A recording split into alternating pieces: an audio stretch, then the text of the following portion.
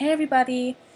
This week I was going to do a book review of Ridley Pearson's Kingdom Keepers, and I made it, and then I screwed it up somehow in the editing process, and it's going to take way too long to redo it, so I'm just going to say it's a good book, read it, you'll like it, I'm sure, especially if you like anything Disney. There's a sequel, which I have from the library. If I get around to it, maybe I'll make a review of that one, and then you'll get a Kingdom Keeper review. But I guess since that thing screwed up, I'll just tell you about what's been happening in my life since we last saw each other. Well, I got a letter in the mail a few weeks ago inviting me to go on a trip with a group called People to People.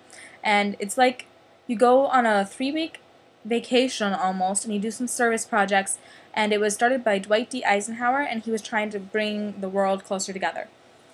And the trip I would be going on would be for 19 days to England, Wales, Scotland, and Ireland. So if I do go on that, I'll be sure to take a lot of videos and post them here.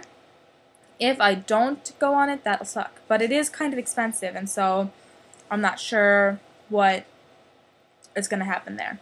That's about it. So I'll try to make another book review next week, maybe.